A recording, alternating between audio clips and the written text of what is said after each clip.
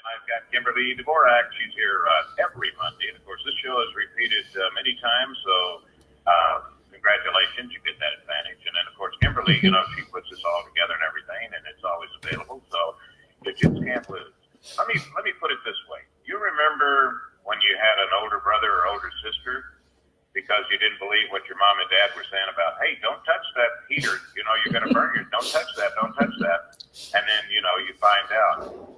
And you wonder, we've heard about these terrorist training camps forever and ever and ever, and especially after 9/11. Yeah. And you kind of wonder, how many are there and why is it that it's not headlines every day about it? I mean, this is, you're just asking for trouble. I think you are here. I mean, we've seen camps in Oregon, Washington State, Oregon, Nevada. We've seen them most recently a couple months ago in New Mexico, where they had arrested several people who were basically training their children to go to schools and go to commit acts of terror against American citizens.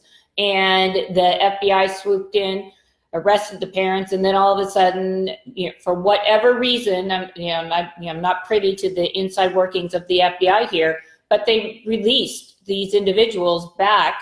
They found that one of the children, age 3, was found dead on the property, and they were, they found all kinds of internet activity trying to support terrorism. And then a month or so ago, they went back in and re-arrested these people. But we're starting to see this. But again, if you look at if you watch, say, evening news, CBS, ABC, NBC, you're not seeing any coverage on this. And because that doesn't suit the narrative, because if you ask most people, you say, look, here's some training camps. We found them. They're using the laws to, protect their privacy and protect their, inside their homes, go get a warrant situation. And where are these guys coming from? Are they flying in? We have not heard word one from the FBI stating that these people flew in and they were visa overstayers. And so the presumption is that they're coming across the southern border, and that does not look good for the folks that want the open borders, from this day until, I guess, forever. Now then, let me put you on the hot spot here. I have many guests when we talk about the FBI, and everybody knows what went on with there is no Russia collusion, okay, and the FBI and all the bad things, all right, especially Comey. Yeah. Gosh, what a liar. Anyway, the FBI overall, the people in the FBI, okay, the members, are good people. And I've got to ask myself, and I think a lot of other people are saying, under Obama, maybe you could see these terrorist training camps, all right? I'll go out on a limb, and I'm not going to, bust my rear end to go out and get them. But Trump, we got a new guy, and it seems like he would not put up for this at all. And I just don't understand. Is he so busy, fighting the fact that Hillary didn't win? No, that one of the main, and this doesn't, make headlines. It's not as sexy as some of these other stories that they like to throw out there about the president. But in the reality here, and this really comes down to Mitch McConnell, the Senate Majority Leader, there are thousands, 3,000, 4,000 appointed positions that are not filled. The president has sent the names up to the Senate, and they have not gone through confirmation hearings. So are all of these Obama holdovers because they can't leave until somebody else replaces them. And we're going into year 3 here of President Trump, and we're still seeing a large number of people who were very loyal to President Obama.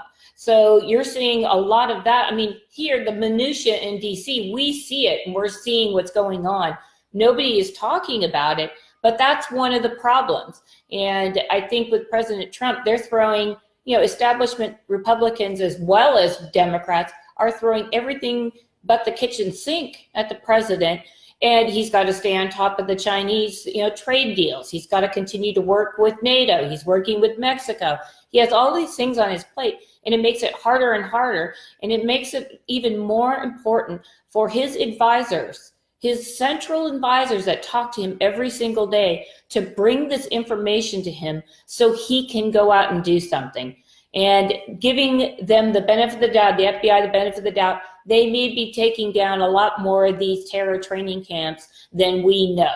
And I'm hopeful that that's exactly what they're doing, and we're not hearing about a lot more, because they're doing their job and they don't want to, make a huge deal about it and stir things up. But, the sources and people I talk to say that, look, we have these kind of camps all over the country, and looking past 9/11, we won't see another 9/11 style attack in this country, but it'll be smaller attacks on infrastructure, most likely across the entire United States, because now these people have embedded themselves throughout the United States, which is very scary for law enforcement. It makes it very difficult for them. What's that saying, by 1,000 cuts? Death by 1,000 paper cuts, yep. Yeah, and paper cuts are bad. Yeah, they hurt. We could do a whole show on that. Hey, you know what it is that, see, Trump has brought it up because you're right. You got to talk about all these holdovers. And when you hear, for the listener, the swamp, you got to drain the swamp. You got to drain the swamp. And unfortunately, the swamp is full of Democrat alligators and Republican alligators. Yeah, sure. So I guess he's pretty big battle.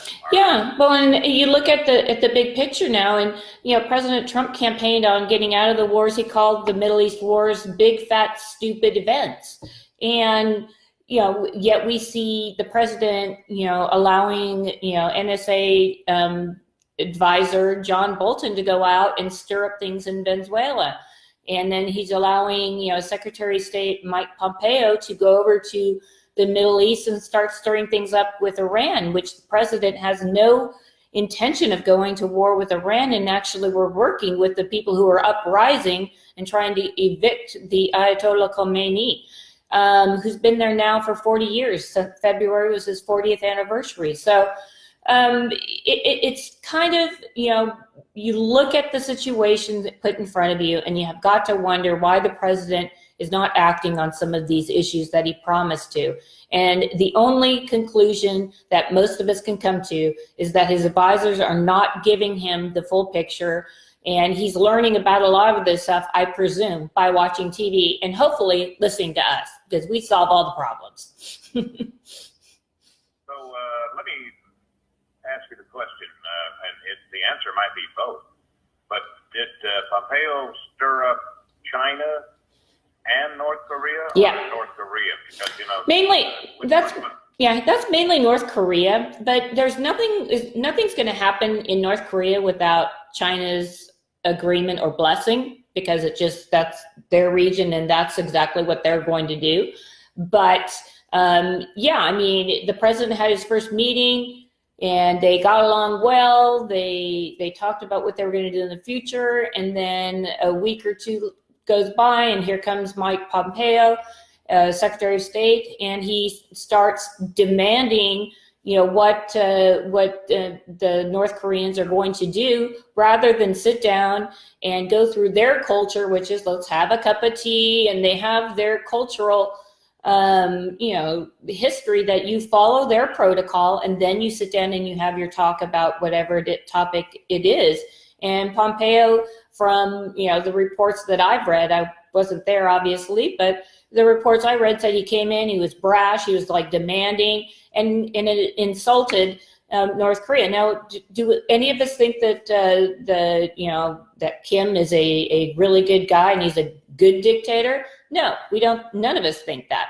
But are you going to really sit down with negotiations and work out a deal with this person if you're talking down to him, treating him like he's not anybody? I mean,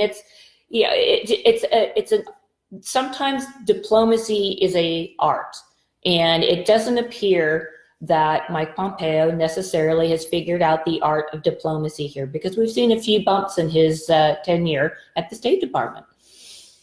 Well, you hit the nail on the head there, Kimberly, when you said diplomacy is an art.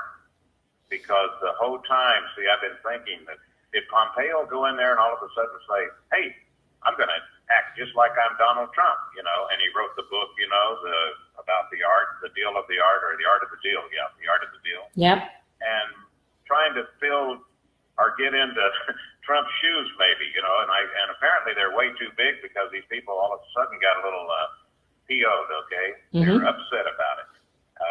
But then also we've got to put in the equation of Russia because he, went over there and started the little North Korean guy, the Rocket Man went over there and is talking to them. Absolutely. And then we've got a question here from somebody who's watching us streaming live right now, and they're asking about if the FBI is continuing the investigation, because under Obama they said they had open investigations in virtually every state. And the answer to that is yes, there are open investigations regarding ISIS as well as other terror training camps inside the United States in virtually every state in our country. It's continuing to move forward, but because we have a constitution, we have a Bill of Rights, and we tend to follow those things, and we also have political correctness, is what you brought up at the top there. These people know that, and they know how to get around it. And so, this is where, Congress, again, is abdicating its, position in what they should be doing. They should be sitting down and, seeing if terror organizations are curtailing or finding loopholes within existing law. Wouldn't it be nice if they came out and said, oh gosh, Mr. President, we think that this could be happening because here's the 3 little loopholes. And we're going to pass something real quick, and then you can sign it in a couple of weeks, closing those loopholes. But we don't hear any of that because Congress refuses to do its job. Yeah, it's interesting. If you wonder what the Democrats' response is, to these terror camps. You think it would be, no, we've got more important things to do. We've got to go after Trump's son. Yeah. You just kind of wonder what, their priorities. Yeah. Are they really leaving the defense of America? We've been doing it for so long. I mean, both parties, Yeah. and it always comes down to the border. Yeah. I think we've got a strong enough military and everything. Yeah, and I will remind you again, listener, that Kimberly is the senior foreign policy advisor, for the Committee for Responsible Foreign Policy, and she keeps up on this stuff. So yeah, and our border, our border is absolutely crucial to national security for our country. I mean, we've got 2 giant oceans on this side. We seem to have pretty good relationship with China with Canada up there. So it would really behoove us to actually start securing our southern border, because the excuse for all of this military expansionism, and we need to be in the Middle East, and we need to be in Africa, we need to be in South America, and all of these different places, is that, well, we want to fight the terrorists there, we don't want to fight them here. Well, does anybody really believe that Hamas is capable of launching a nuclear weapon at America from the Middle East? I mean, it's preposterous. So, this keeps the spending going within the defense industry, but, wouldn't it be cheaper, safer, and more effective if we just secured our southern border and actually worked with our neighbors a little more closely to adopt some, pretty secure national security measures to ensure that we know that people coming and going within this part of our world, who they are and what they're really coming here for? To me, that seems like we would save a lot of money.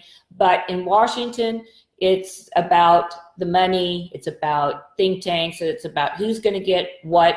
And sadly, most of the law enforcement people, which this week's going to be a fabulous week here, it's everybody is celebrating its law enforcement week here in DC, so it's going to be really exciting. Going to the Pentagon tomorrow to honor some of our law enforcement officers.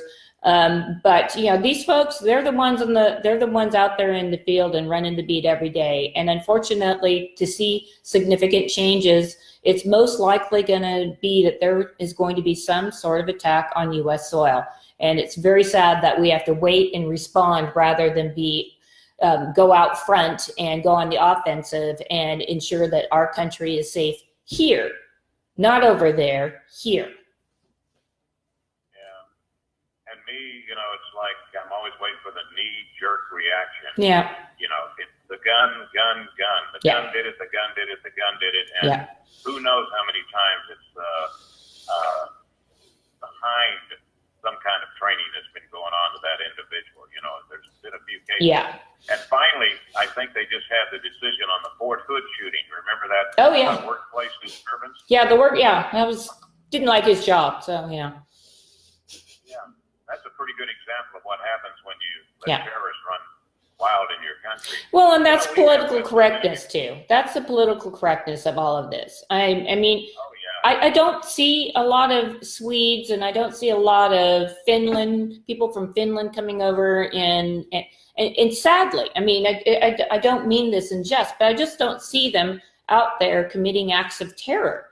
I mean, we have to do some sort of profiling if we expect to keep our country safe. So I understand that, you know, people are really concerned about this political correctness, but, you know, I mean, has it solved any of our problems we have in this country? I would say no. I think people don't get along as much as ever now, and we're supposed to be politically correct and just everybody. Why can't we get along? And we can't get along between the two parties. There you go. Well, we're always going to get along. Kimberly Dvorak, Dvorak, streaming live at Facebook. When we come back, we may have a little bit of time to talk about the asylum policy, or, you know, anything that's on her mind. It's our show, thekdreport.com. Be right back.